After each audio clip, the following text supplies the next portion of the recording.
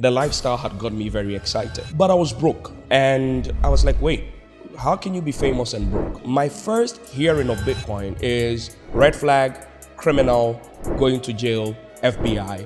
I'm not interested. People thought I had a problem with the educational system. I think it's broken, and everybody knows that it's broken. Yeah. The fact that our educational systems have not been updated in the last 4 centuries. Even the Bible app updates and even the Bible app updates. Are you guys trying to say God is code? The US don't trust any God. Forget them. They are using God to their lives. Let me drink before I get into trouble. There's a slight difference between consistency and stupidity. I hope one day it works. It's not a strategy. Action is a strategy. Action is a strategy. Here's my genius. There's nothing new under the sun. Find what is working. Copy, contextualize, paste. I go to a university. I ask how many of us know ChatGPT? 4 people in the room. 900 people are in the room. So for that person watching right now who has finally understood crypto and wants to get involved, how do you start? Learn to earn. Leverage it times 10. So give me $10,000 to go and trade. If you do not have these fundamental skills, you will not make it. Welcome to the Masterminds Podcast. Our goal here is to sharpen your greatest asset, your greatest weapon, your mind. My name is Richie Mensah, and I'll be your tour guide on this exciting journey as we discuss ideas and concepts that will shift your mindset to set you on a path for long-term success. So, the person I'm about to talk to today, in fact, let me not even introduce him yet before I start fooling plenty. Let me tell you why I called him here. Now, if you're watching this video and you feel like you've gotten lost in all this new tech being talked about, from AI to, money tech and cryptocurrency and this and E-cedi and everything, you're just like me because I'm lost. And I needed someone to help me explain it. So hopefully by the end of this video, we will all know a little more about tech and finance and the future. Right. And if I'm going to talk about the future, who better to talk to than a futuristic man? But before I let him talk, let me tell you how I know this man. So we met years ago. Yep. This is going to reveal my age a bit, but we worked together like 16, 15 years ago. Right. And he was this very young boy with big dreams and big ideas, had too many ideas for his age, was always talking big things. Then the growies will be angry that, but this small boy, keep quiet. So he was the Link's PR for a long time. Yep. And one thing I can say is, you meet young, promising people, but most of the time, you don't know where it's going to end up. Yep. You think it could be just waste of time even meeting this person. This is one person I sit down, watch from afar, and I can confidently say, I'm so proud of him. Absolutely. So his government's name is Kwame Opoku. Yes.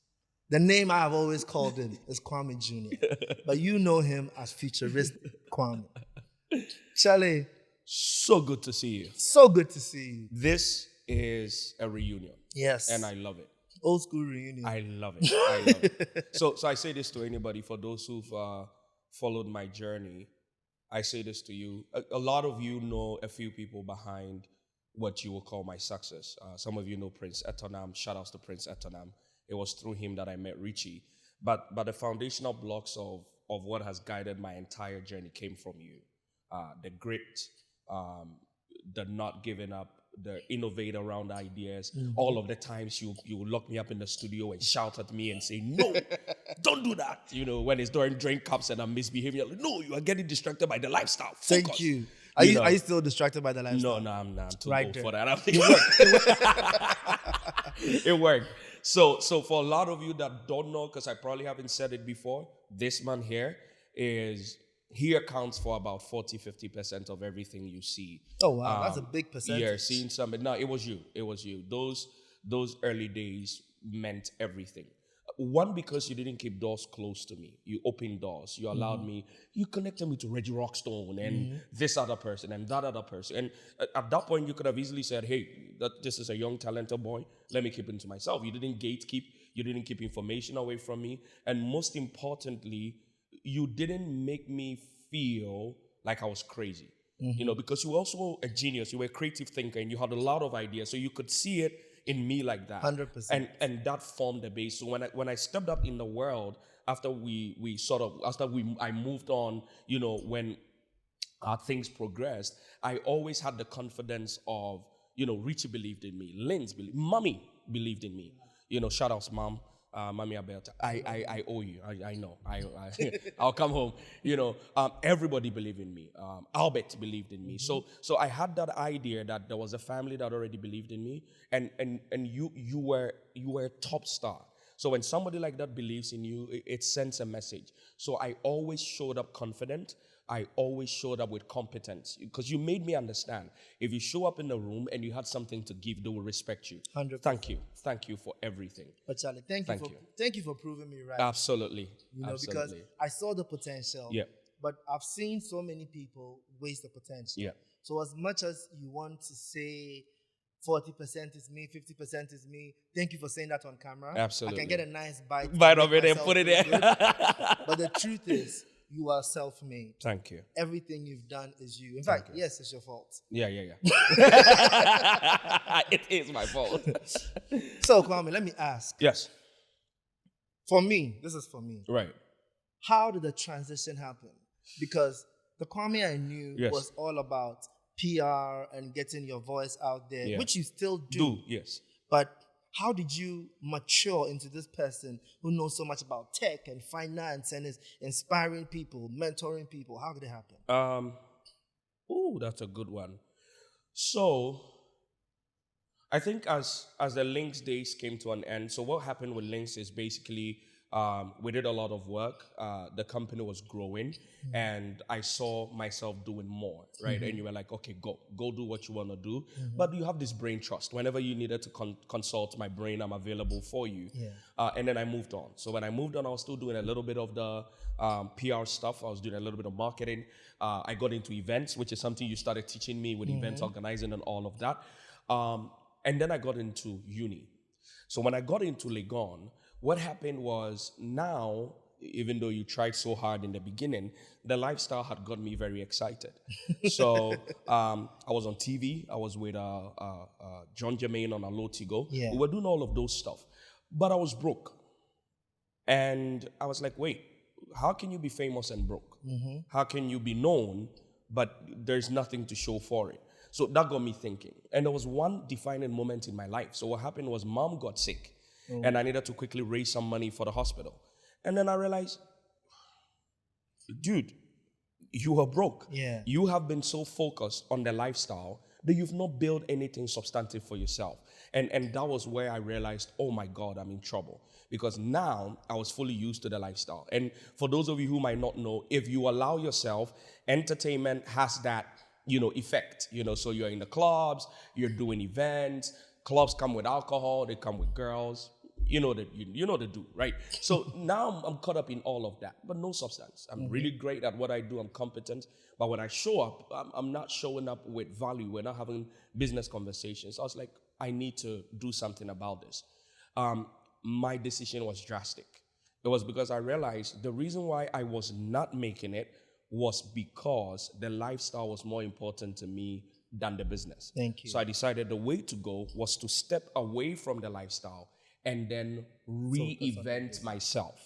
So I left showbiz for a year. Okay. And in that year, I think 2013, 2014, I said goodbye to everybody, quit all the jobs that I was doing, and then changed my number and disappeared. And it was in that season that I started paying attention to the internet. But there's a backstory to that connects to cryptocurrencies and how I became a futurist. Okay. But it started with realizing that I was broke and it was not sustainable. That's a very good realization. Yes, please. Becoming more and more famous, but more and more broke. The two wasn't working. I know a lot of people who are watching this who are in that situation right now. They're very popular. They enter all the clubs for free. They get drinks for free, but they're broke. Absolutely. So for me, that was a defining moment. And that's where everything changed from there on. So, but it's great to have a defining moment, right? But most people, even in their defining moment, aren't able to find a path. Right. One thing you talk about that I find so inspiring is you speak about the fact that the future can be shaped. Absolutely. So when did you realize that the future is not just something you walk into, but you need to shape it? So here's a background story for anybody. So class is in section, right? Let's do this. 2011, please get your facts right. There is a website called Silk Road. It's actually a marketplace. It's on the dark web.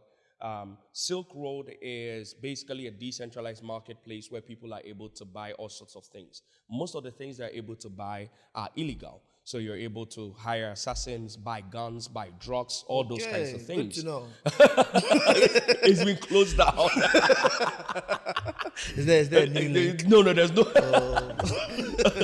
So the guy that built it, Ross, he is tracked by the FBI and they close it down. Okay. At the time, the currency that they're using on Silk Road is called Liberty Reserves. Very popular in the fraud community at the time was called LR, Liberty Reserves. Okay. So when they close down Silk Road, the marketplace where you can get all these illegal stuff, now that was the marketplace where a lot of the then fraud boys were buying credit cards. Okay. So stolen credit cards, that's where they were buying. And they were buying it with Liberty Reserves. So when that is closed down, I hear whispers of this thing called Bitcoin, which is the new thing that they're using to actually buy illegal services on the dark web, on marketplaces like Silk Road. But Silk Road is gone. So my first hearing of Bitcoin is red flag, criminal, going to jail, FBI. I'm not interested. You don't want any. I don't want. No, raid you at know your us. place. We don't do anything with concern for police. No coming. We don't want. Right. So I leave it alone. This is maybe 2013, 2014. A friend who again it was in that community, he was an online guy. You know, he does his own thing. Comes to me and say, "Hey, bro, I'm looking for a quick loan. You know, maybe Sky out there. It's just I think at the time it was like 500 cedis or so. Let me send you some 100 Bitcoin. At that time, this thing is worth nothing, right? So he's like, Charlie, this currency, one day maybe you go change your mind, you won't join this game, you go buy a credit card. Take this 100 Bitcoin, give me the 500. When I balance myself, I'll give you the 500 back. Dude, you want to get me into police, eh? You've not heard. They use Bitcoin to buy credit card, aka illegal, aka I'll go to jail. I'm not interested. Give him the 500 cedis, I don't take the 100 Bitcoin. Okay. Then in 2016, I hear that the Bitcoin is $4,000 per Bitcoin. So I sit down, I do the calculation, 100 by 4,000. What did I just do? Yeah. So for me, that was my eureka moment. In 2014, I was about to leave Legon. I was like, what did I just do to myself? And then Bitcoin went to 9K. And then Bitcoin went to 19K. And then every time, so now Bitcoin is at 113,000. I would have had 100 Bitcoin. I still will not do the calculation. So that moment was what got me, why the hell did I not research this thing before making a conclusion? Mm-hmm. Why did I just think that the only thing this thing could be used for was illegal? And I realized that my educational models were broken.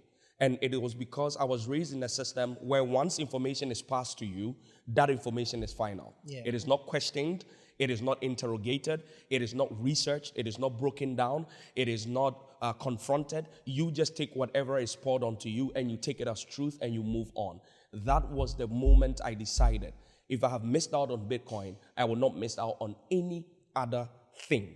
And that's what sent me into that rabbit hole to say what is possible. That's how it happened for me. Interesting. But here's the thing. This sounds like you moved from surviving. Yes. At a point in time where, you were broke, trying to get through this, into strategy. Absolutely. But how do you think other Africans can do that? Because I see so many people and they work day in, day out, so difficult, but they're not putting any strategy to building wealth. So I think I tend to get controversial over this subject matter. And it's not that I enjoy controversy. And there are a few times I've spoken about this and people thought I had a problem with the educational system. I don't. I don't mind if you do. I really don't. I think it's broken and everybody knows that it's broken. Yeah. I think that we're making do. I think that for a people who get updates on our freaking phone softwares every 24, 48, 72 hours, the fact that our educational systems have not been updated in the last 4 centuries. Even the Bible app updates. Even the Bible app updates. Think about that, right? So everybody knows it's broken. But the reason why I'm using that to answer the question is it's how we're built. The way we're built is, if it doesn't work, keep hitting, it will. Yeah. And there's a slight difference between consistency and stupidity. Yeah. They say insanity is doing the same thing over and over and again. expecting a different results. You took the words out of my mouth. So it's a very, very slight difference between just foolishly doing it, and hope is not a strategy. I hope one day it works. It's not a strategy. Action is a strategy. Action is a strategy. Executing and then pulling back, looking at the results, iterating, executing again, and then looking at results and measuring back against results is a better strategy. So I think the way we're educated is fundamentally the biggest problem. We are not educated to be thinkers. We are educated to be memory banks. And to be followers. So we don't go, here is a problem. How do I bring critical thinking to the table and solve this? We go, here is a problem. This is how I know it works. Yeah. Right? That's the kind of our idea.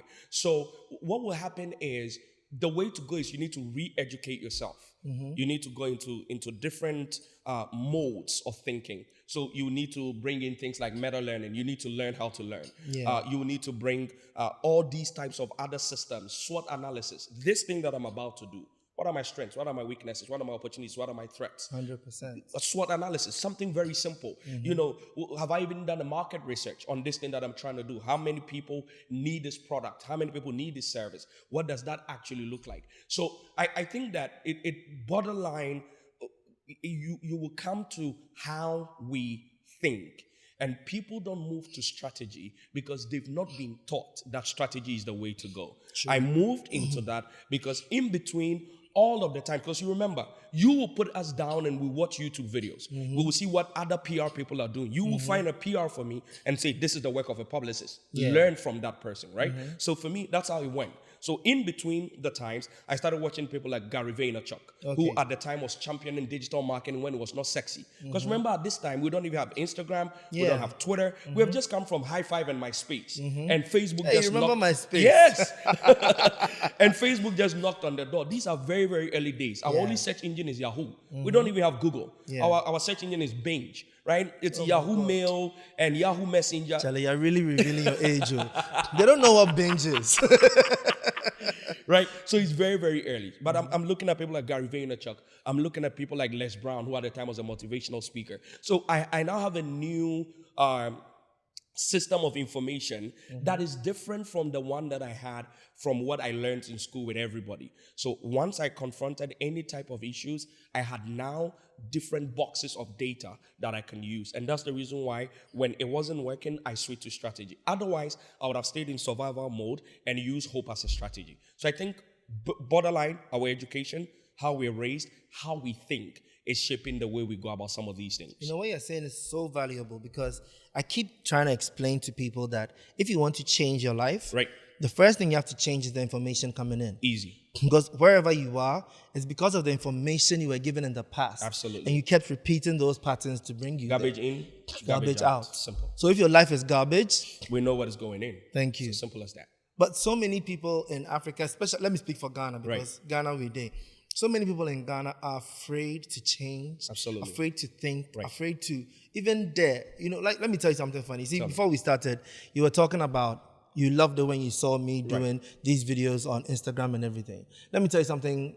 A friend in the industry, like a month after I started the videos, met me, and then, you know that thing where somebody's trying to laugh at you, and he's like, hey, Richie, right now there you be inspirational speaker. Then he laughed, and I was like, yeah. I am. And then he realized, it's like my joke wasn't funny. It didn't hit, I don't understand why people like to get boxed in one place. Let me say this to you. Joe Biden's number just came out. The rapper.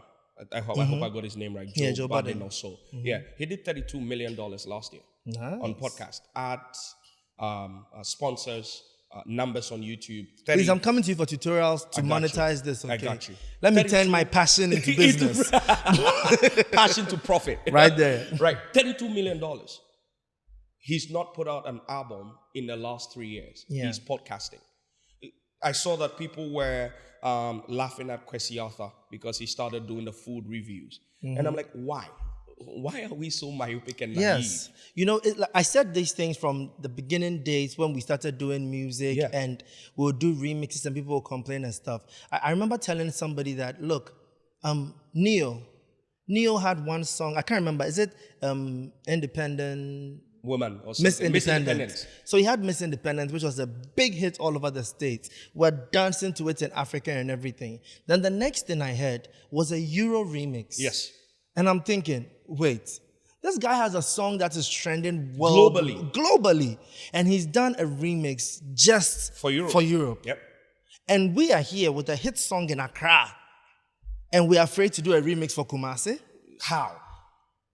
And it's in everything that we do. We feel it's okay to be boxed in. One, Be boxed in. I am just at this. This is all I know. Yep. We have such a fixed mindset where we believe this person was born with this talent and that is why they excel. So they can't do anything else. They'll kill you. We don't understand anyone can grow. It's like how I mentioned the fact that I know you from PR. Right. So if you had asked me, if I'd drawn a trajectory for you, I would have said, oh yeah, this guy will grow up to be sitting on TV and doing the news or something. But you've transformed into something bigger. And what's nice is you're not even halfway in your life. No. So you will transform again. No, I'm always. Yeah. You should have seen what happened when I wanted to transition from showbiz. Our former colleagues. You insulted you. Oh my God. I remember two people, very famous people, they called me. Said, Kwame, are you mad? Chris Atto, Isopele, John Jermaine, Jay Foley, Jeremy. The next generation. You are literally the next big thing. And this thing that people are clamoring for, just when it's about to be your break, you the craze. You they leave this thing, go do what? I looked at them, I'm like, thank you for your advice. I will reconsider my decision. But I also say, I never get upset with somebody for giving me their wrong advice because it's their point of view. Yes.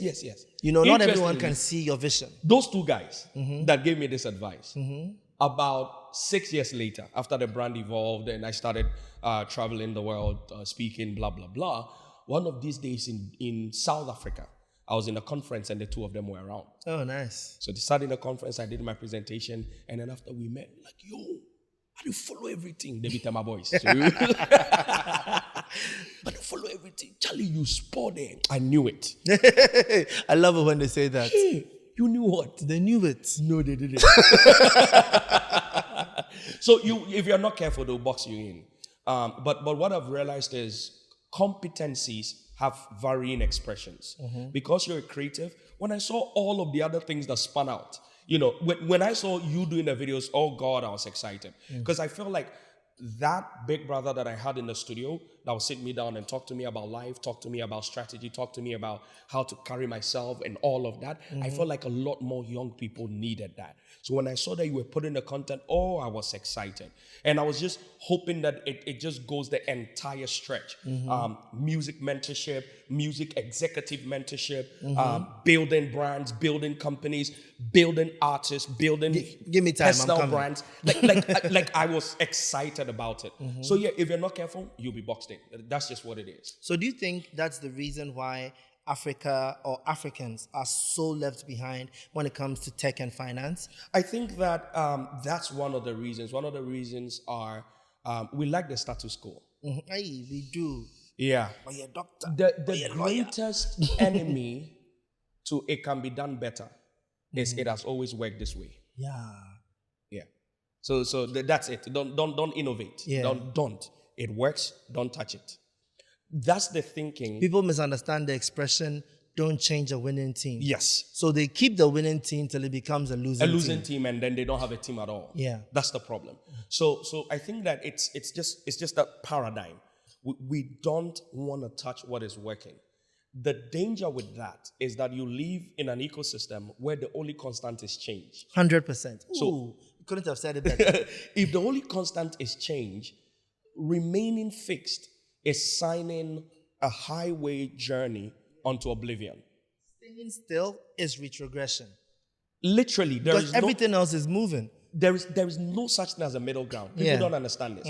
You are either at any point in time moving forward or moving back. Where's BlackBerry?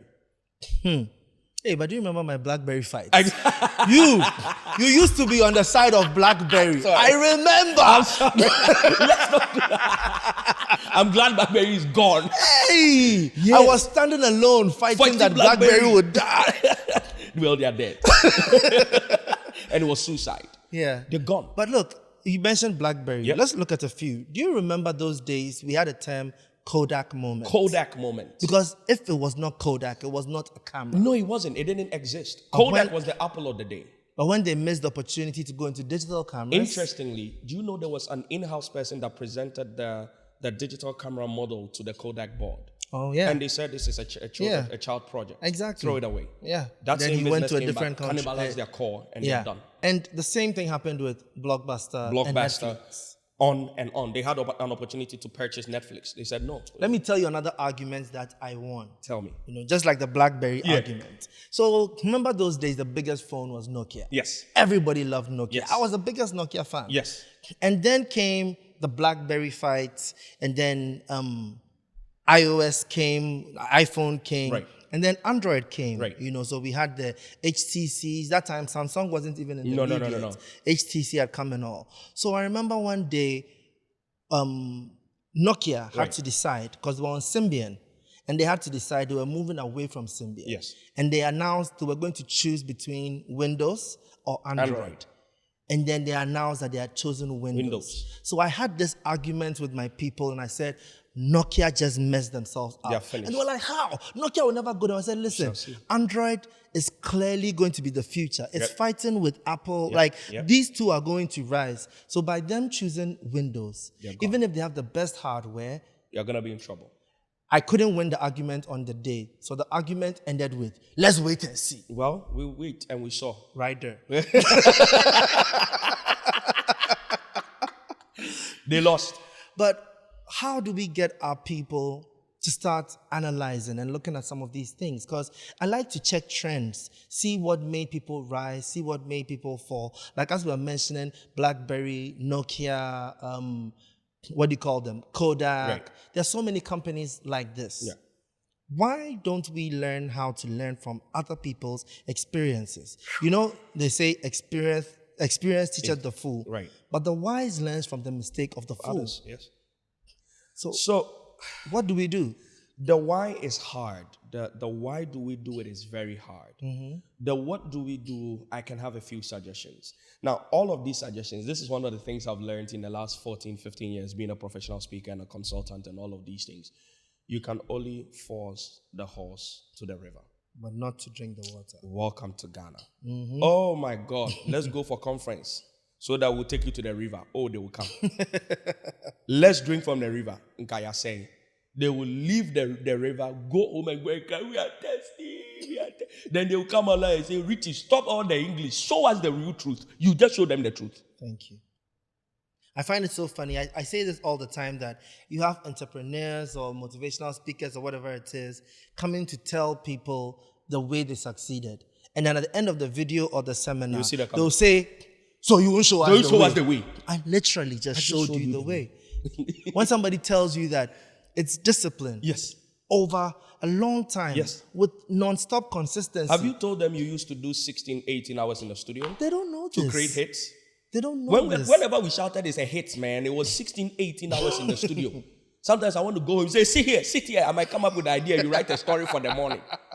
Right now, you're making my people look at me like I haven't changed them. But they don't want to believe want this. that. People want to believe there's a shortcut and stuff. Yep. You know, like even with crypto and all this, right?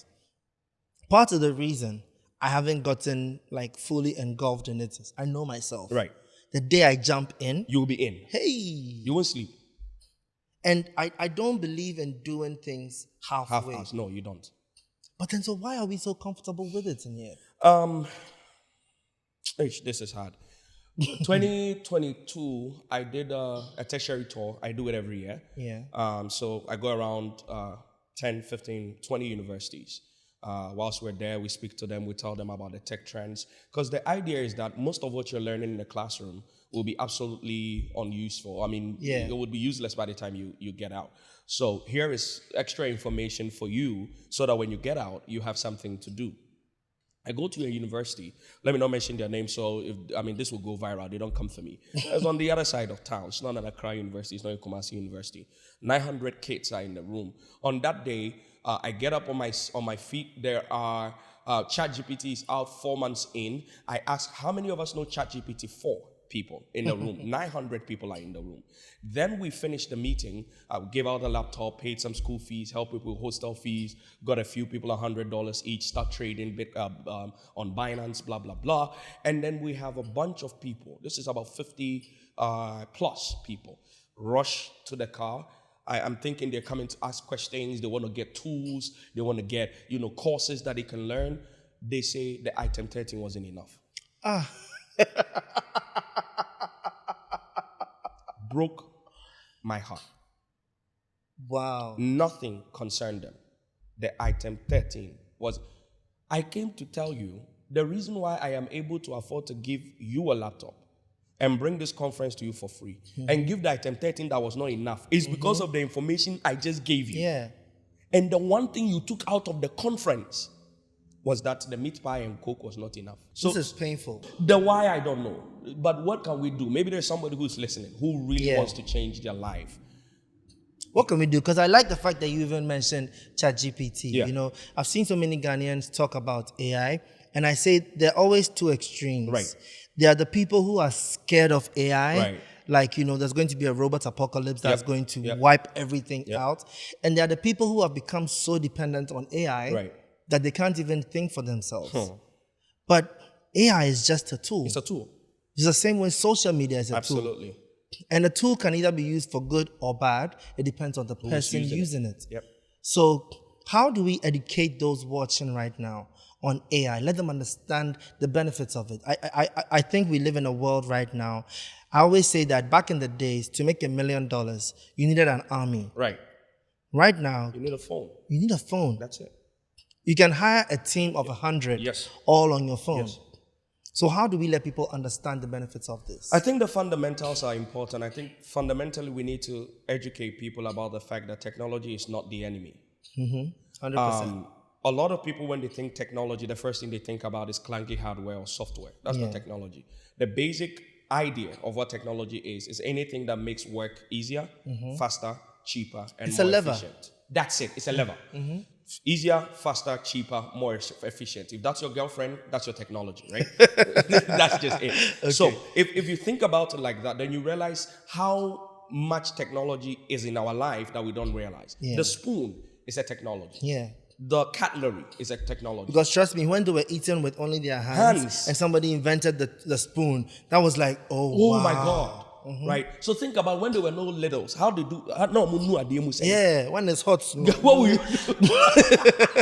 Right? So that's technology. Radio was technology. Television was technology. And the same way our parents panicked when they saw radio, the same way our grandparents panicked when they saw television, is the same way our parents were saying that Facebook was 666. Yes. Technology, whenever it shows up, because it disrupts the status quo, because it comes to take a little bit of the redundant work that we're doing, the first response to it is the amygdala at the back of our brain goes run.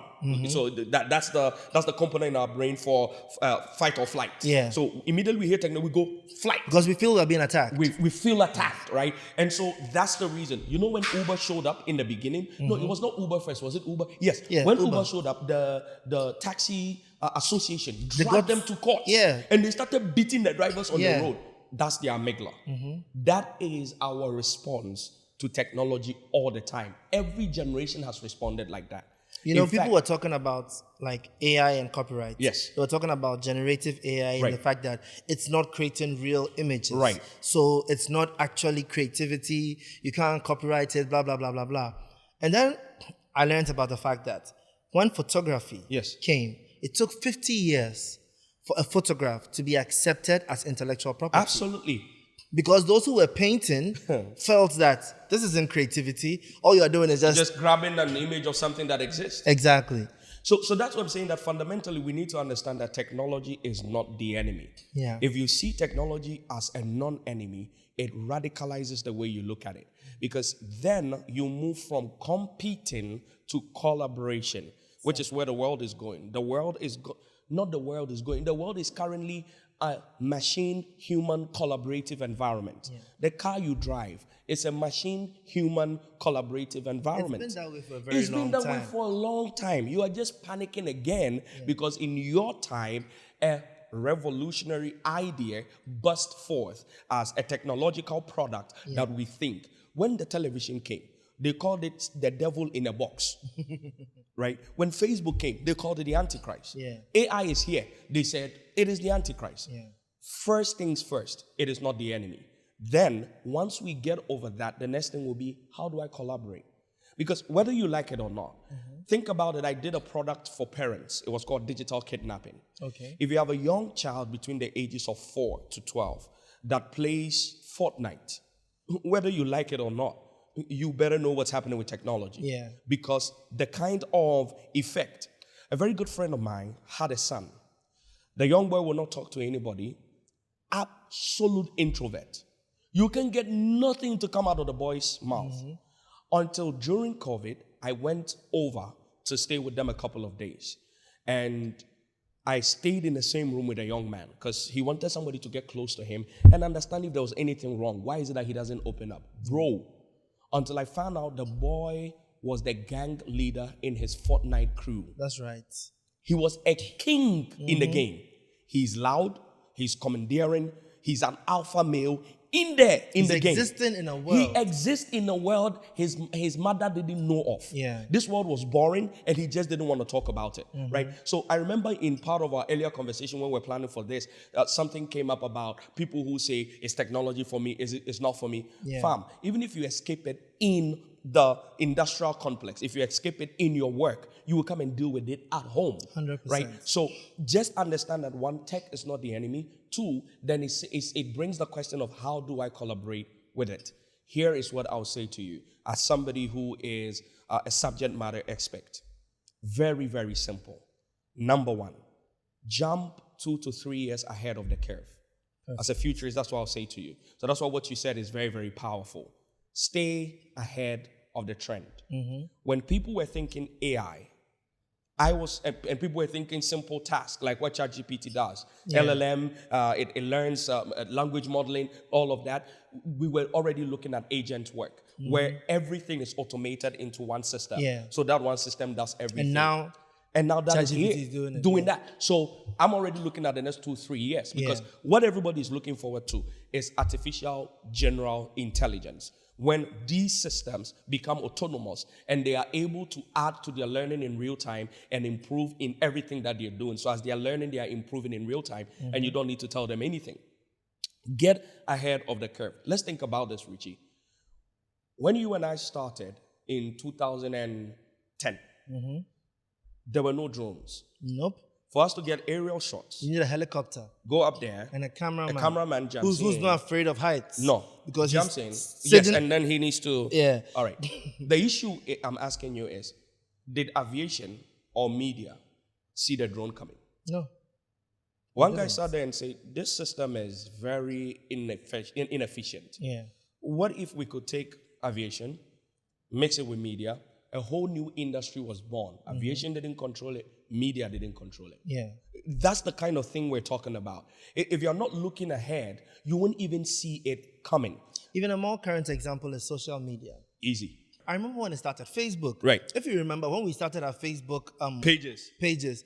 people were looking at us funny. Yep. That's why we shot up with social media very fast. And I remember when traditional media kept looking down on social media all the time, like, oh, this thing will pass, this thing is not important. They used to laugh at people who use social media. They said they are not real journalists and everything. Yep. Until it suddenly reached a point where now if you are a TV station or a radio And station, you are not broadcasting through social media. nobody's Nobody watches watching. you.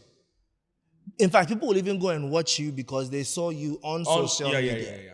So don't people study trends, study patterns, and realize that it always keeps going like that? The only thing we have learned from history is that people never learn from history. 100%. So sad. That's it. That's the only thing we've learned from the past. Because I've been looking at the trajectory of AI, Yes. right? Now, I see those who use AI in a very generic way. and just go and do some prompts, give me 10 ideas for social media campaign, but then it gives you very generic ideas. What they don't realize is, if you are a content creator who knows what you are doing, and you add AI as a tool, your ability... You don't even understand what you've done. It's multiplied. Yes. So, if you are a content creator and you're competing with another who's on your level, right, and they master AI, you're finished. You're finished. You're finished. You may be able to beat that person who knows nothing about content AI, creation. but the one is gone. It's always the multiplier effect. Technology is an enabler. Yes. It's as simple as that. It's like you want to do finance. Yeah. You're a great accountant. Yes. You sit behind Excel and type all the time. Right. Do you know how powerful you would be if you mastered how to do finance and combine it with AI? You know when Excel started? Yes. Accountants saw Excel as a cheat. Yes. They said this isn't real accounting. Yep. A real accountant must use a calculator and do this and write do this. That. In fact, when the calculator came, they said this isn't maths. We can go back and look at it over and over and over again. It doesn't change. We need to find a way to let people start learning how to think ahead. Yes. That's the work that we try to do as futurists. Get people to think ahead. Get people to see 5 steps ahead of the road, because that's the only way we can. Let's not go 5 steps. Okay, let's go 5 steps. Let's go 5 steps. 2030. Paint a picture for the ideal futuristic Ghana with tech and money. Ghana. Ideal, right? Mm-hmm. So this is my ideal. Yes. Okay. Let's start with education. Okay. Education is ubiquitous. It is decentralized. You don't need a classroom. It is cheap. It is focused on building thinkers who build solutions. It is not age-driven. We do not give grades. We give... So there's a current system for that education. In Sweden, the system of education they run, the kids are not incentivized with position. I was first, I was second. The kids are incentivized with whatever you make in your academics are points you can convert to actually use as money.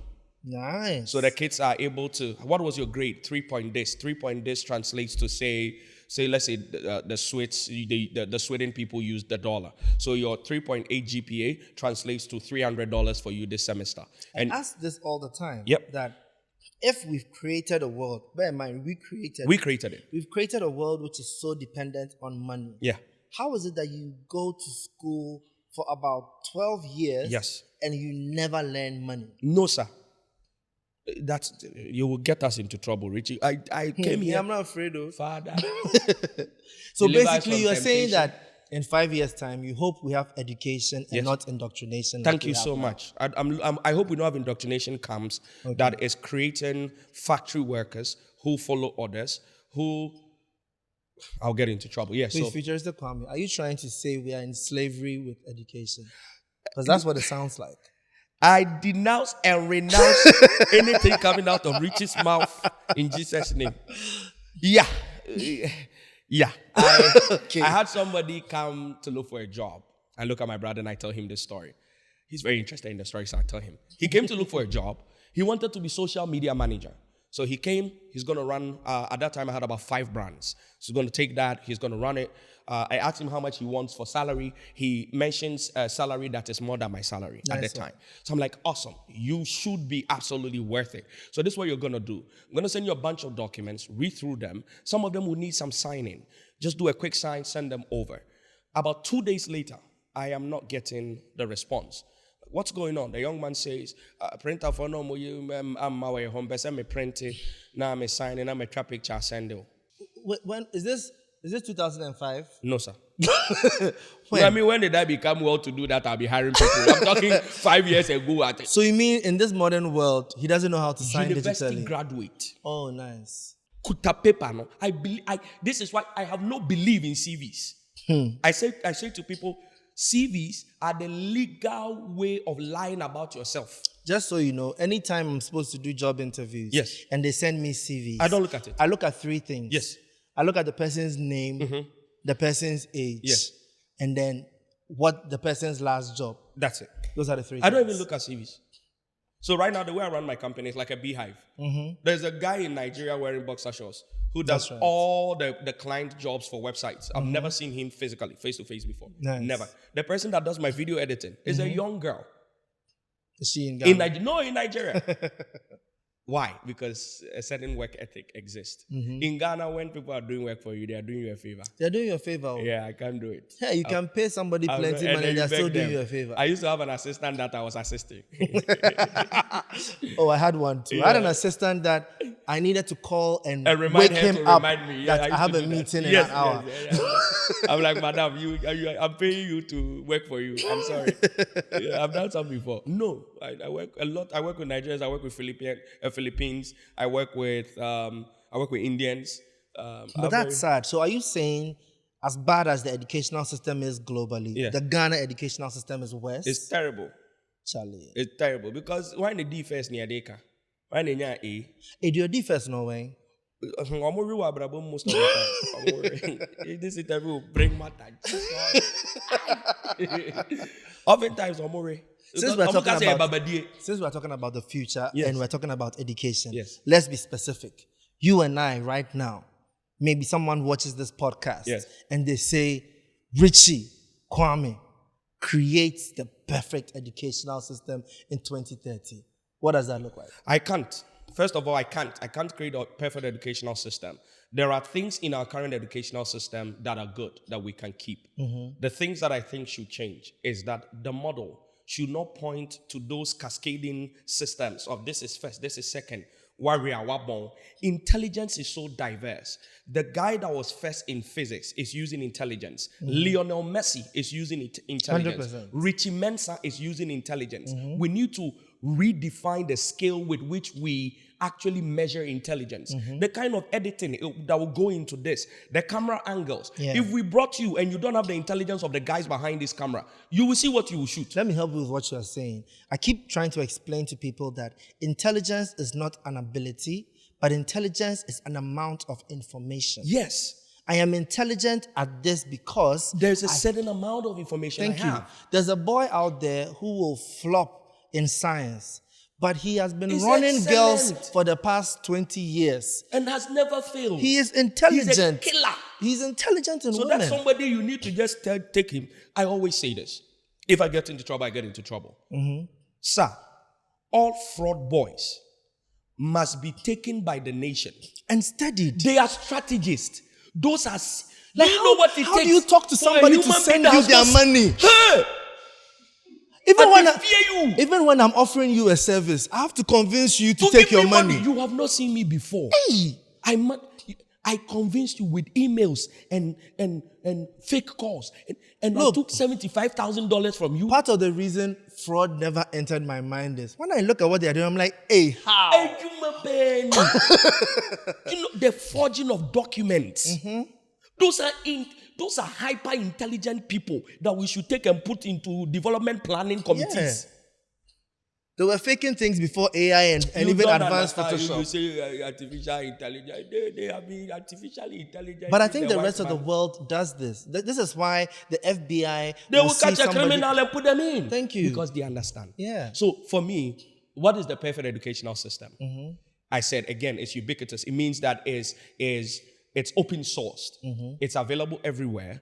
You don't need classrooms because do you actually realize that psychologically every research they've done on education actually shows us that the one thing that is antithetical to education is the boxed classroom that we put you in. 100%. So the environment that is supposed to facilitate learning is anti-learning. Yeah.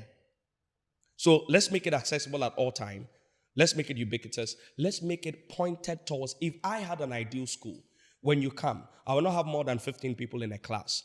And whatever it is they are studying, I would build it around systems of learning that attacks industries and problems that need solutions. Yeah. So if you brought me 15 creative people, my creative class will be these 15 people are working towards how do we go into the next age of media for the country. So if I had 15 people in a creative class, I'm taking them through 3 years of teaching. I'm teaching them the latest. For instance, I'm seeing amazing cameras here. If you brought your people into my class, I would let them start looking at, for instance, all of these megaphones that are coming with these insane camera capabilities. Because soon, what would happen is this thing is going to go global. When you need to travel and go to South Africa and go to the UK to shoot, you could have a one-man army or a two-man army. He's walking around with one Huawei Nova that shoots in 4K with the Blackmagic app on it. He has another, these other ones, not just Huawei. There's another Chinese company like that. Xiaomi. There's Xiaomi. So he has one Xiaomi. He has one. Please don't forget my Samsung people. Yes, one Samsung. So he has that. Now you have those three. He's strapped in.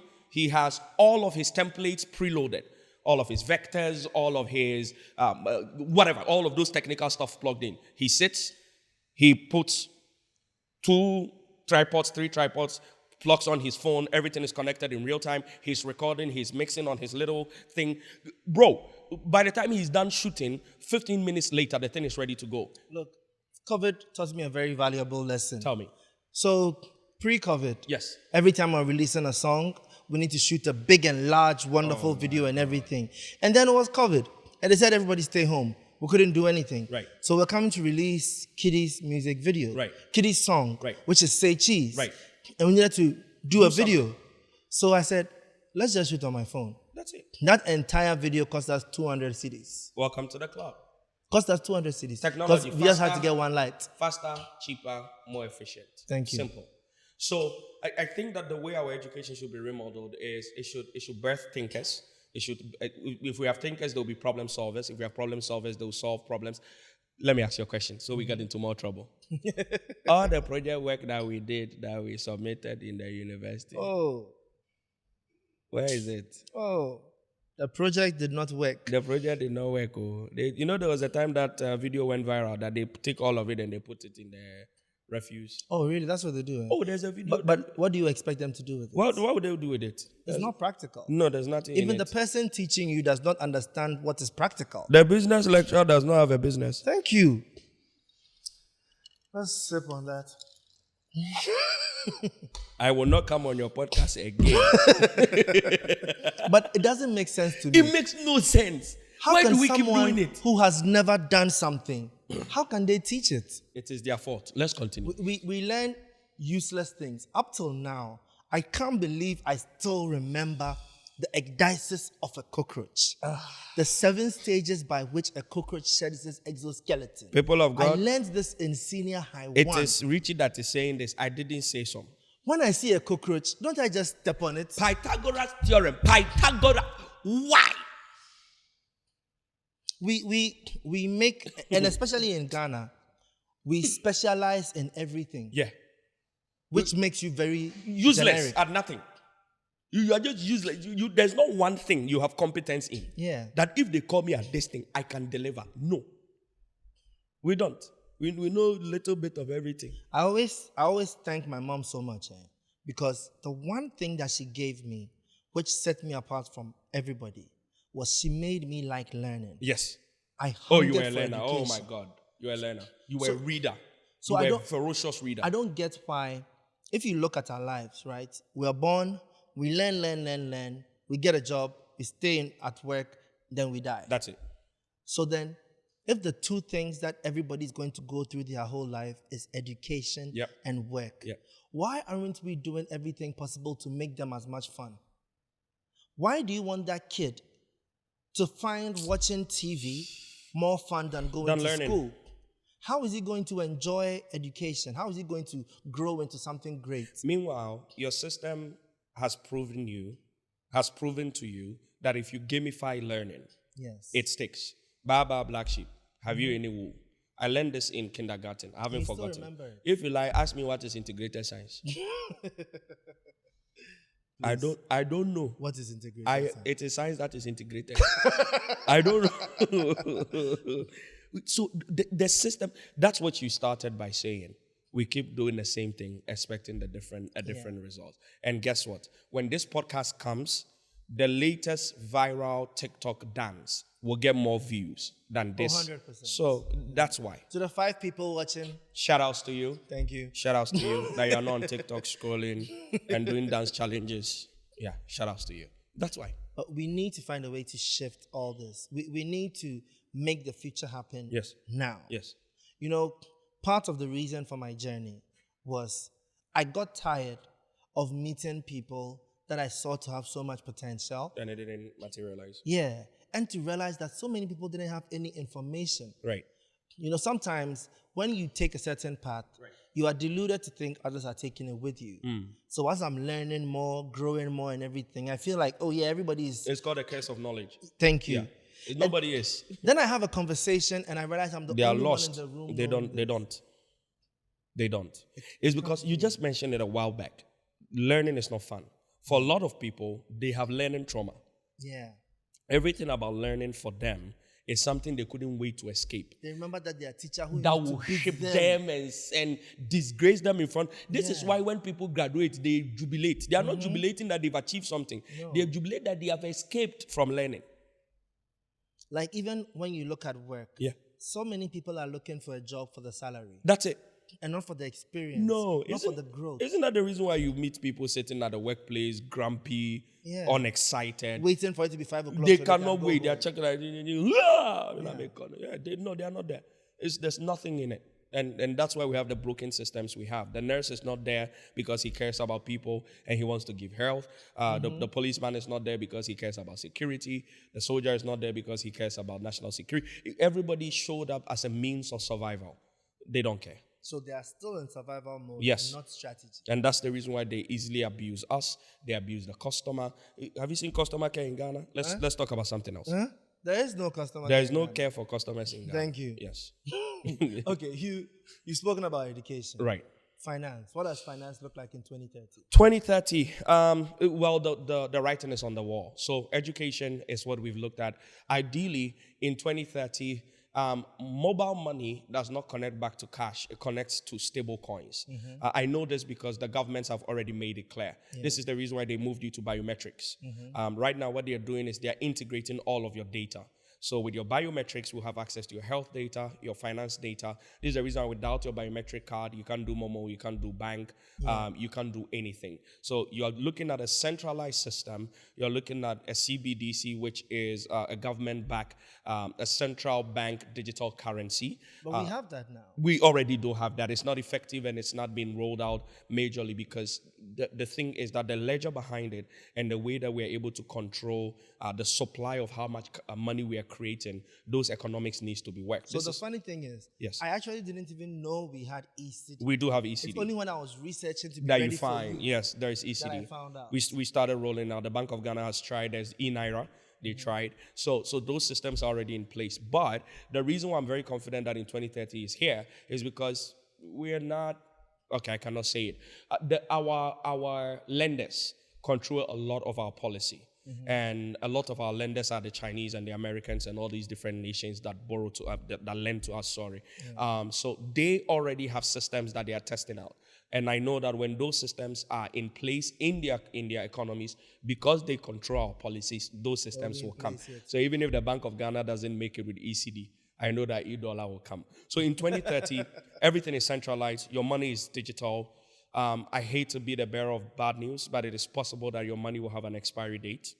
Okay. Because What does that mean exactly? well, what it means is that if you can't fall back on cash and all the money is digital and it is controlled from a central system, if you woke up and the money is not in your wallet, you don't have money. Yeah. Simple as that. So if governments deem you, for instance, a subject of an investigation, we suspect you to be, that's it, your money is gone. Yeah. If the government tells you this salary you've been given, you have 3 years to spend it, after 3 years, you can wake up and it's gone. So digital currencies are coming. This is part of the reason why governments are not very excited about cryptocurrency. Why? Because they have no control. The underlying technology is decentralizing cryptocurrencies, and the one thing governments hate is decentralization. In fact, government is centralized systems, and the people want decentralized systems. Everything is fair, everything is transparent. I don't need you to give me any accountability. I can see it real time. The data is on there. You can forge it. It's immutable. Governments don't like that. So ideally in 2030, mobile money is truly mobile money, but it connects to digital currencies. So do you believe that by 2030, mobile money will transform to the digital currency, E-cedi? Completely. So you mean say MTN, Telecel all have to So close what will over happen there? is they might still be distribution output points, but then now when you want to withdraw mobile money, you go and withdraw cash. When at that time you want to withdraw mobile money, you withdraw digital currency. Okay. So that's the framework they're trying to, which is part of the reason why right now, if you are in a place of power and wealth, diversify your wealth. Look into physical wealth. Look into lands. Look into property. Look into gold. Because the cash is gonna be problematic. Yeah.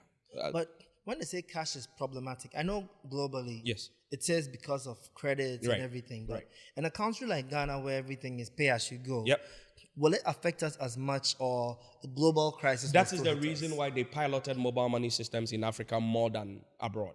Okay. It's because they were preparing us for it. And as of now, my mom is 72. She understands mobile money. So eventually everybody would be able to lock on. And if you don't, somebody close to you will need to figure it out for you. But the way they're doing it is they're going to make it such a low-hanging fruit that everybody should be able to plug in.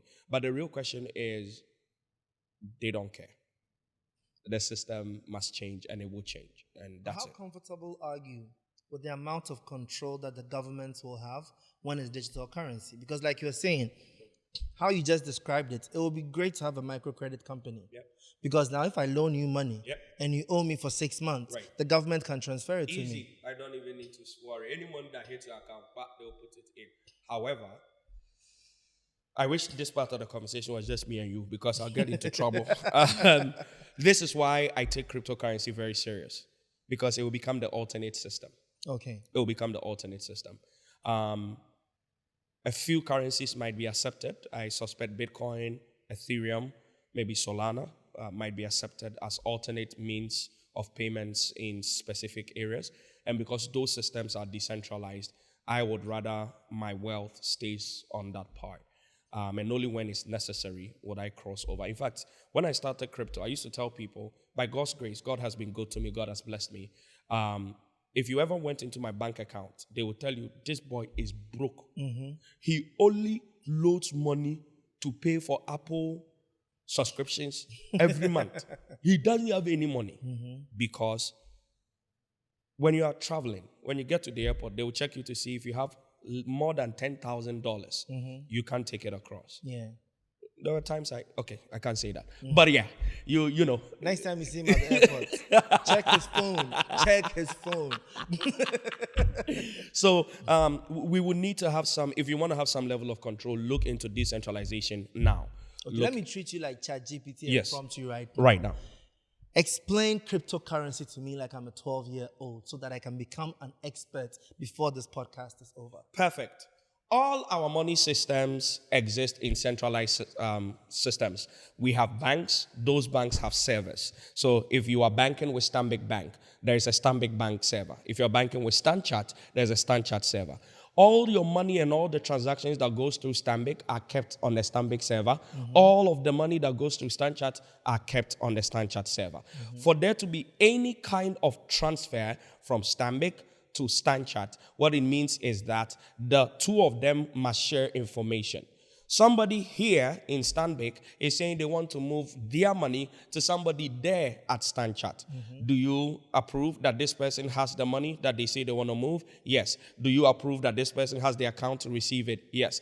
Everything is private. Everything exists in that. Then you have a regulatory body, which is the Bank of Ghana, that oversees all of these simple or single units. These are silos. All right, that's your current system of money. Number two, you don't know anything about the supply. Governments create it as and how they deem fit. Nobody understands the mathematics. They wake up this morning, let's print some new money. Thank you very much. So first, this is your current system of money. What is cryptocurrencies? Cryptocurrency says, wait, now we have technology. Everybody has a network. Everybody has a phone. What if, instead of a single server in every single financial institution, we could have a unified global server? How do we empower it? Power it with everybody's network. So your computer's IP, my phone's IP, your laptop's IP, your desktop's IP, all of those are going to be nodes that we put together to have this global supercomputer. And we would record all transactions on this network. So what does it become? Instead of a private ledger for individual banks and financial institutions, we now have a public notebook. All transactions are written on it. And what we do is we will keep the transactions in these little boxes called blocks. So what is a block? A block would be a packet of data. Richie sent 100 to Kwame. Kwame sent 100 to Wisdom. That's a data information. Let's put it in a block. The next block, we add it. The next block, we have it. How do we now have? We have blocks upon blocks upon blocks. So we have a blockchain. That is the technology that is underlining the system. Now, since we have an open notebook that everybody can see transactions at all time, it means we can facilitate transactions easily. All we need to do is have a model where you're able to receive and I'm able to receive, and then we record it on the notebook. So, since currencies are literally backed by faith and trust, none of our currencies are actually backed by anything. Okay, so since that's the case, why don't we have a system of trust? In fact, our system is better because in our current monetary system, we trust the government to do the right thing. Now we have a public notebook that records everything. You don't even need to trust me. I can see the transaction in real time. So we have transparency. Are you saying governments aren't transparent? I'm saying we have transparency on the blockchain. I don't speak about government. We have transparency on the blockchain. So, since we have transparency, and if you want to change anything, you will need to find every network in the node. Yeah. That becomes almost impossible. So we have immutability. You cannot tamper with the records. Once it hits the blockchain, everybody sees it in real time. You want to change it, you need every network. Why don't we now build a currency on top of it? A pseudonym of a person, which can be male, female, or a group, Satoshi Nakamoto, comes up with this idea of peer-to-peer currency, aka Bitcoin. So Bitcoin is born as digital gold. We are going to have a limited supply because why do we have unlimited supply in the world when we don't have unlimited resources? Our resources are limited. How do banks... The world owes the world 31 trillion. Who owes who? We owe?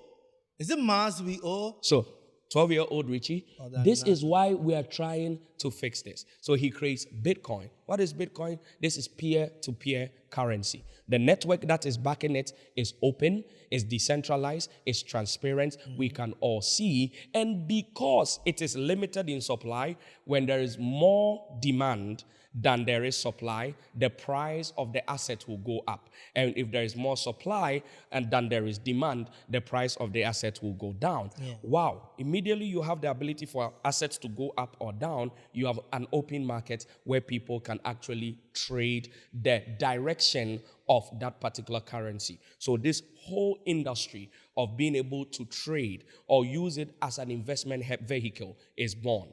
That is cryptocurrency. But what did the crypto come from? Well, we are using encryption methods to guard the data so that it is very, very safe and secured from end to end. Now, on your WhatsApp, they tell you have end-to-end encrypted data.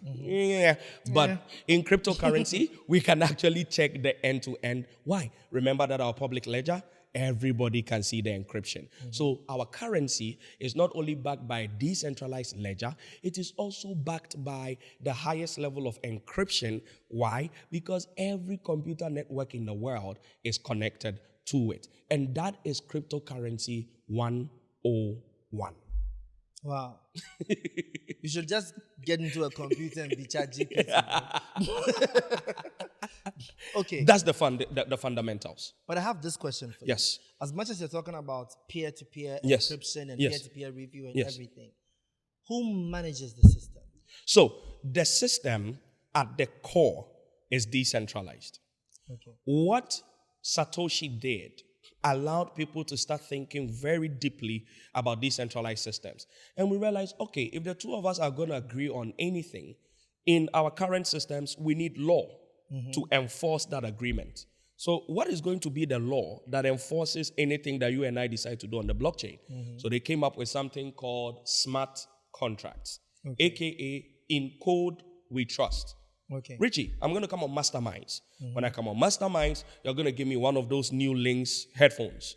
Now, if we talk about it on the phone, you can say, I said it. I didn't say it. No. So we're going to program it. You are going to put the telephone in an escrow, the headphone in an escrow account. Then we're going to put it in code. If Kwame shows up for the interview and fulfills all that is required of him, immediately he's done, dear escrow account, release the headphone. You see the code? I see the code. That is called a smart contract. Enter. Done. In code we trust. In code we trust. I come, I finish. Dear Richie, are you satisfied with Kwame? Yes. Dear code, Richie is satisfied. Boom. Headphones deliver. So let me get this straight. So on the US dollar, yes, they have written, in God we trust. So cryptocurrency replaced God with code. In code we trust. Are you guys trying to say God is code? The US don't trust any God. Forget them. They are using God to lie. Let me drink before I get into trouble. Do they look like people who trust in God? Yes, those are the fundamentals. Okay. And it has clearly become the future of money because all of the people who used to say it was a scam, BlackRock, the biggest asset manager in the world, has bought crypto. Of course he has. Vanguard, the second biggest asset manager, has bought crypto.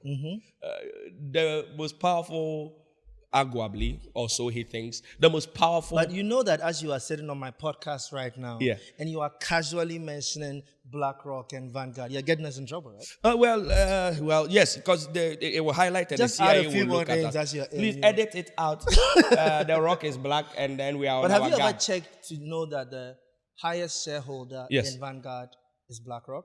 And the highest shareholder in BlackRock in God we is Vanguard. trust. No, in code. So it looks like it's here to stay. They fought it, they shut it down, and they realized you can't fight code. You can't fight technology. The people had tasted liberty, and they were not going back. So for that person watching right now who has finally understood crypto and wants to get involved, aka myself, how do you start? Learn to earn. Okay. Use the next 6 months to learn everything. You are my big brother. I'm going to send you a ton of content. Okay. You want to start? Go on YouTube. Don't do anything. Don't take money out of your pockets. Don't try to invest. Don't try to trade. Don't do anything until 6 months from today. Okay. Sit down and start with the fundamentals. What is cryptocurrency? How does it work? What is the difference between a crypto coin and a crypto token? What are the mechanisms by which coins go up or go down? What is crypto trading? What is crypto investment? What are meme coins? Teach me crypto vocabulary. Like, sit down the same way you will if you were going to go into investment banking or you were going to go into insurance. It is learn to earn. Until you understand it with confidence, don't make a move. After your 6 months of learning, take $100 and give yourself 3 months to go and try. It's what you're going to do. You're going to try and buy your first cryptocurrency. You're going to try and move your first cryptocurrency. You're going to try and store your first cryptocurrency because those three things are fundamental. How to buy and sell, how to move it from one place to the other, and how to store. If you do not have these fundamental skills, you will not make it. So use $100, try your hands on it, buy this, move it here. You are not interested in making money yet. You are not dipping your feet in too deep. Just move money here, move money there, put it in that wallet, do a swap, do a bridge. All of these English I'm speaking, you have learned it. So try all of that. When you are done, sit down and from all the knowledge you've gained, ask yourself, there seems to be at least 20 different legal ways of making money in crypto. Which one am I going to focus on? Pick that one and stick to it. Me, I'm a crypto investor. Okay. I sit down for months. I research blue chip, which is what we call it in crypto. High, valuable, potential projects, which means I'm not buying any crypto token or asset that does not have a real product with a real team that is known, with a real community that is using the product so that I can tell the trajectory of that. So I research projects, sometimes 2-3 months. I buy them and I sit on them long term. There are projects I bought in 2022. I'm still sitting on them. And that's my main line of doing crypto. 30% of my capital goes into trading. And in trading, we have meme coins, which you shouldn't go because that's the akin to betting. That's gambling in Okay. crypto. Because meme coins, aka shit coins, are coins that don't have any value. Okay. It is you and what was that term that you use? And inshallah. Vibes and inshallah. Vibes and inshallah. That's meme coins in crypto. So don't do that, but I do that because why not? Wow. Don't do as I do, basically. But because I have over 70-80% of my money in the investment portfolio. So there's meme coin trading, there's leverage trading. Leverage trading is when you go onto a broker and you tell them I have $1,000, leverage it times 10. So give me $10,000 to go and trade. We see shit. We call it human de cost. Yeah, the money will be there, then the money will not be there. So there's all forms. So there's leverage trading. We have yield farming.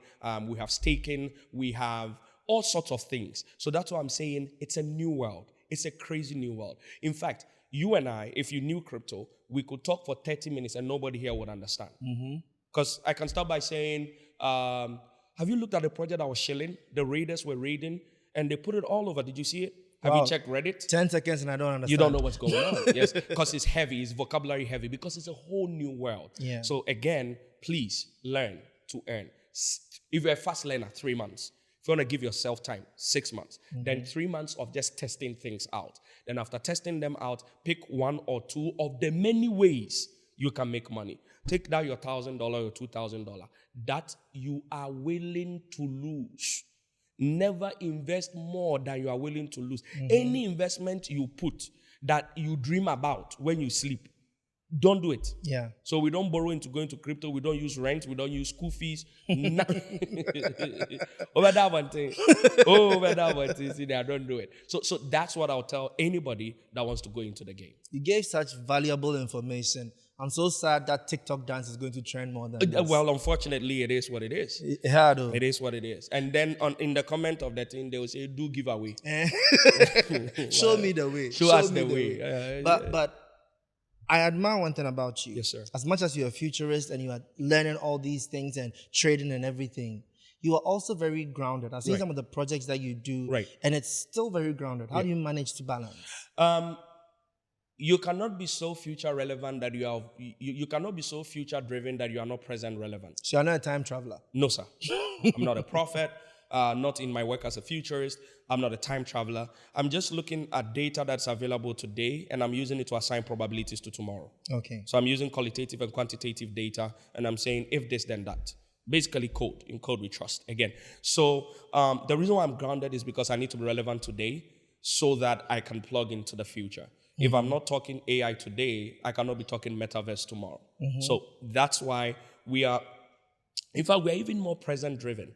Because all of the things that we use to assign probabilities to tomorrow is based on data that we have today. Okay. None of it is set in stone. So that's why we need to be very, very present. So that's why I'm still very based. I'm still looking at what works today. I think about 3-4 years ago, I was trying to get people to pay me crypto when I went to speak at conferences and stuff, and it didn't work.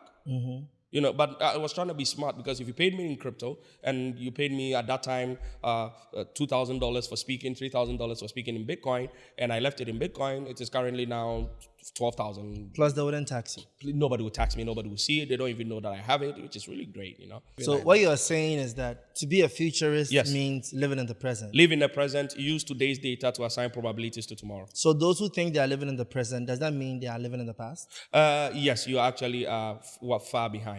Okay, help me out here. We've spoken a lot about tech, finance. I'm a creative. You used to be a creative, but you've abandoned us. So how do we merge the creative industry and tech and finance to be able to create solutions for some of our people who are broke like you were, but haven't had that, you know, eye-opening moment yet? Richie, here is my genius. I'll put it out because I know they won't listen. Here is my genius. There's nothing new under the sun. My genius is that I am an excellent researcher. Find what is working. Copy, contextualize, paste. This is what I do. Okay. Find what is working. So what I'm saying to creatives, go and look at what the creatives are doing in America. Look at what the creatives are doing in the West. Look at what the creatives are doing in the East. Copy, contextualize, and paste. Simple. I don't have any. All of the things I do. Do you know how I'm a super futurist? How? I copy the top 10 futurists in the world. That's all. I don't know why people want to make things hard for themselves. Ask your camera people. How do you learn angles and new shots? Look at the king camera people that do the crazy So camera who does things. the king look at? The king is spending time, because they want to be a king, inventing all of the innovative things and blah, blah. Don't wait, let the king work. Very simple. When the king is there, you say, that shot, king 1 shot plus king 2 shot plus king 3 shot plus my signature shot. Boom. They've not seen it before. That's it. I did an event in 2019 on the Sustainable Development Goals for the United Nations. Okay. I did a 3-day event. This is what I did. Day 1, I modeled a full event that was done in Sweden. Day 2, I modeled a full event that was done in Norway. Day 3, I modeled a full event that was done in New York. Copy, contextualize, paste. When my sponsors arrived and they saw the event, they were like, what? You are So innovative. Oh my God, how did you think about it? I don't have time to think, sir. I was thinking, what am I thinking for that? Somebody has done it. Solomon said there's nothing new. There's nothing avant-garde. Nothing. In fact, our world goes inside. Have you seen we've gone back and come back to baggies? Yes, so We were slim fit, baggies. There's nothing avant-garde, sir. The way forward is the way back. so now you're even saying a futurist. It's an ancient. Oh my God. It's the way forward. There's nothing. You have no concept of time, do No, you? sir. I don't use it. We are in a perfect continuum. Yeah. So that's it. How do the creatives do it? Because if I'm going to say, oh, look at podcasting, I'm limiting you. If I'm going to say, oh, look at, no, I'm limiting. No. None of that. None of that. Look at the entire space. All of the expressions that exist now that are monetizable in the creative space. That's it. Plug into it. So I just asked you for help for the creatives, Yeah. for support. Yeah. And your answer is they should go do their own homework. Yes, go and study the creatives, copy, contextualize, and paste. You're mean. I am being real. I'm being real. Please give some last final advice for the person watching right now. Guys, nobody's coming to save us. Nobody's coming. I know that we have a savior complex. I know that we taunt independence, and the idea we have behind independence is, there will be heroes, superheroes that would come and then they will break the back of the oppressor and then we would be saved. Nobody's coming. Africa's problems will be solved by Africans. Ghana's problems will be solved by Ghanaians. The day you understand that the government cannot save you, your lecturers will not save you, your parents cannot save you, that's the day everything changes. And because of that, you owe it to yourself and to posterity to take your learning into your own hands, to build a very robust system that is continuously learning, updating, improving upon itself. The best way to live right now is to build yourself a brand that you can eat off today, then build the brand, your own second brand that would eat this brand so that you can go into the next one and keep doing it forever and ever. So I'm glad that now content creator, educator Richie is about to swallow songwriter performer. Songwriter performer doesn't need to die, but you are building the brand that will cannibalize it. You are not going to wait for them to totally desert you as a singer-songwriter. You have already moved. So even now, if they decided to run away from your songs, guess what? They'll watch the podcast. Guess what? They will read the book. Guess what? They will wear your earphones. 4 new brands have emerged out of that one man. You are the person people should be looking to. Cannibalize your own core and keep reinventing yourself. Information is cheap, is accessible. The same YouTube where you watched whatever it is that you were watching. The same Netflix where you binge watch, 22 episodes of 6 seasons of whatever you watched, are the same places where people are learning skills and picking up things that is helping them to move. I say this over and over again. The greatest disservice you can do to yourself in today's day and age is to limit your learning to the classroom. Lifelong learning, continual learning. Again, nobody is coming to save you. Use the internet as a tool. Use the internet. Don't let the internet use you. Find like-minded people. If all you and your friends discuss is wigs, botos, you know where I'm going. Yeah. And most importantly, please understand that if you are not part of the solution, you're part of the problem. and we're looking for solutions for our continent, for our posterity, and for our future. Whatever you do, please do not give up. And just in case you want to give up, go ahead. We don't have any motivation for you. You can give up. For those of you who don't want to give up, keep pushing. Find it. It eventually works. It eventually works. Find your unique expression. Find your unique gift. And give back glory to God by doing the best with that skill. If it's a camera you're holding, be the best guy that's ever held the camera. If it is coding you're going to code, be the best guy that has ever written language in code. If it's songs you're going to write, if it's content you're going to create, be the best. Force your clients to beg you to be the one that should get the work. I have gone into industries where people were saying there are no clients. And in that same industry, there were people who were saying no to clients. Mm-hmm. The difference is competence and value. The marketplace does not care about your emotions. It cares about competence and value. If you speak those two languages, you'll be absolutely fine. And most importantly, never stop watching Masterminds. It will help you. Right there. Cheers. Kwame, it's been so amazing stepping into the future with you. Yep. And I definitely hope you guys learned so much because I have. Right. And if, in a few months' time, by that I mean 7 months to be precise, you see me as a crypto genius, it's because of this conversation. I'll be sending you trades. We'll be trading every morning. That'll be great. So definitely the goal is always to make sure you become a mastermind. Thanks for watching this episode. The fact that you stayed all the way through to the end tells me that you're not only curious, but you have the discipline to see what you do all the way through to the end. Now let's build a community of thinkers who are ready to become the best version of themselves. So subscribe to the channel and the mindset that you will develop and grow every day to become a true mastermind.